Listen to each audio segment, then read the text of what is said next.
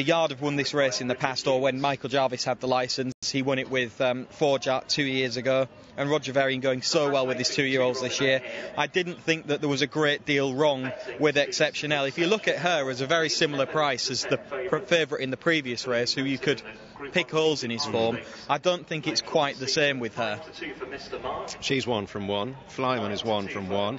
Adouge is 1 from 1. Mr. Marc has had 3 starts, and on the back of his Goodwood win on his debut, he was pitched in at the deep end in his next 2 starts, emerging with plenty of credit on the second of those, and then with a degree of credit in the Norfolk Stakes. Yeah, he gave Dawn Approach a race for a fairway at Naas in that listed contest. It was only in the final furlong that Dawn Approach really picked up, and he couldn't go with him, but he had the rest of them well enough beaten off. And then, as you say, at Ascot, he wasn't disgraced by any means. Figures wise, he was strictly below form, and he didn't go through that race with quite as much ease as he had done his previous contests, but there were a few different factors, I suppose, that day. The main one being that he was dropping back to 5 furlongs. It was a much higher tempo of race as well. They went a much stronger gallop than they had done in his previous races, and given that that was the case, coupled with the shorter trip, he just didn't go through that race with a great deal of fluency. The other point is that not all horses really take to Ascot, and he wasn't disgraced by any stretch, but it was his worst run of the 3. It's just far too early to be writing him off, and if he were coming here without that run in mind and just on the back of that second behind Dawn Approach, then he would be a little bit shorter than he is. The fact that he was thought good enough to go and contest one of the Royal Ascot races suggested that he was one of the better early season 2-year-olds as well, so he's definitely a horse to consider. The Yard, as ever, amongst the 2-year-old winners, 65 going into today. They'd notched up at a strike rate of 22%. It's an odd race in its nature, in the sense that 4 runners, each of them with winning form. We haven't seen any of them in at least 8 weeks. Probably given a measure of the type of summer that we've had, and the fact they've probably all been waiting for something like half-decent ground. Yeah, the quickest one to reappear is Mr. Marc after 54 days, isn't he? I do wonder whether it is the ground, as you say, that's the reason for that. Maybe it's just not wanting to give them too much to do too early on in their career and just take things steadily with them. But it is a little bit strange that that's the case with all of them. I thought that Flyman would definitely be suited by this longer trip. I think, did you call his race at York? I seem to think when I was watching the video back, it was your commentary on there, and it's a Richard Fahey 1-2, and he travels well through this race, doesn't he? He did travel well. He was quite well touted beforehand. I was impressed with him, I must admit. I thought he showed a very professional attitude to win this race. He's incidentally a colour change as far as the day's race is concerned. We'll look at him at the start. We'll get a close-up view of him. He does drift left here, doesn't he? He does, yeah, but that's not uncommon at York. No, you see a lot do it, don't you? You do, yeah. And to an extent, the bend does come up quite quickly after the winning post, and I think sometimes it might just be with 2-year-olds as well. You get hit by that wall of noise from York, even when there's only 11,000, as there would have been here on this Friday.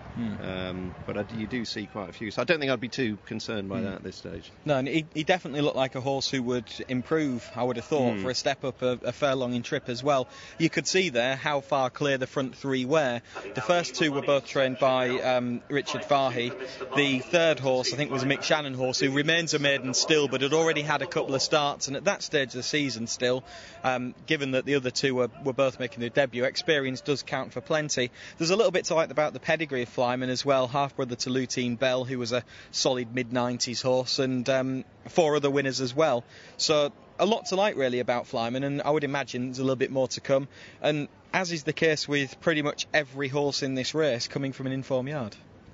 And Adouge completes the 4-strong field, the outsider of 4 here at 7-1, but unbeaten in 1 start. All right, that was back in May, and this will be a very different test. A straight 6 furlongs here, but he showed enough professionalism to come round the tight turns of Chester, and he's got some fairly fancy entries in the autumn. Yeah, and he really did whistle round those tight turns at Chester as well. He was actually caught a little bit wide early on in that race, and then they dropped him back. Tyre Share just dropped him back and got him onto the inside, and he made his challenge just up the inner between the rail and the other horses, and ran on quite nicely at the back end of the race. He travelled comfortably through that contest.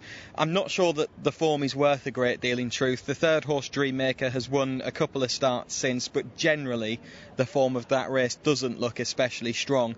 There's still potential in this horse, though, given that he won quite easily, given that he travelled well, and given that the Dam was quite a good horse. She was a listed winner for Marcus Tregoning with Shabiba. So there's still potential with the Douge, as is the case with all four of these. It's a hot little race, is this. They've all got a level of potential, but I think Exceptional, in receipt of weight from the colts here, has probably just got a little bit more about her, and I think she's got more natural speed than the others as well. She just looked to have a touch more class than the other three, I felt. Well backed from 5-4 to even money.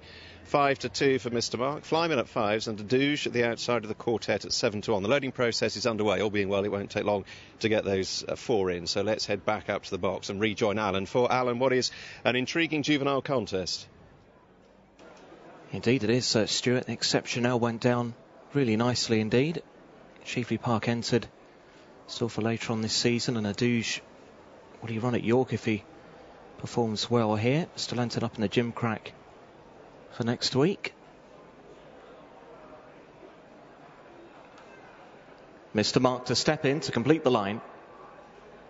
They're off. Racing 3 parts of a mile in this, the EBF at Simply Carton Sales Novices Stakes, and a Douge in blue and white colours, the first one to head toward the running rail to lead up. That's a Chester winner, a Douge. He's out in front under Paul Hannigan. The colour change on the outside, Flyman. Barry McHugh now red sleeves, a very light blue and white check jacket.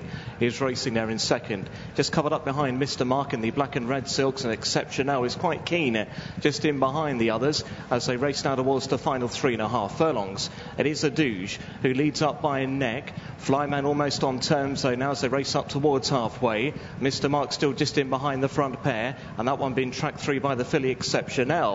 Racing now towards the final 2.5 furlongs, and Flyman has put the head in front now from a Douge in second. He's now just been pushed along. Exceptional just been asked for a bit more now, just been scrubbed along back in third. Exceptional just caught in behind those, and on the inside is Mr. Marc as they come down towards the final furlong. A Douge is sticking on well. A Douge and Flyman still battling it out. Exceptional just can't quite get on terms as yet, and then came Mr. Marc. They come inside the last. A Douge up towards the stand side running round. Flyman a little wider. Flyman and a Douge, they dive towards the line. Flyman maybe just from a Douge. Mr. Marc in third. Exceptional was last of 4. Photograph.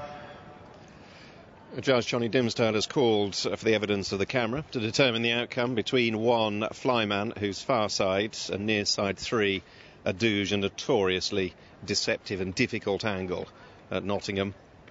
And I'll just hang on those few seconds, I think. And here it comes. The photograph for first place. First, number 1, Flyman. Second, number 3. Third, number 2. Flyman wins, and he's 2 out of 2, backing up his debut success at York. Professional again here. He's battled on well. I'm not quite sure at what point he was in front. He's certainly been up sides for a good part of the race, but it might just have been he was only on top, very near the line. Yeah, I think he's relished the extra furlong, which we thought might well be the case beforehand. He's seen this out nicely. The filly Exceptional, she's failed to settle. That's the reason for her defeat as much as anything else. But the front two are both horses that are going forward. They've both improved from their first start.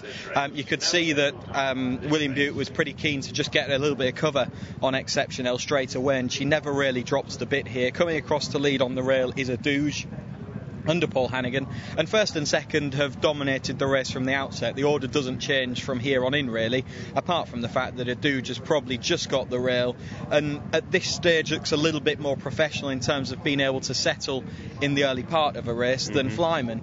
And you would fancy that a little bit further down the line that Flyman, given that he's still got a little bit to learn in terms of settling on this evidence at least, and that he probably is just wanting to go that little bit quicker, that he might well prove capable of beating the second horse a little bit further down the line, I would imagine.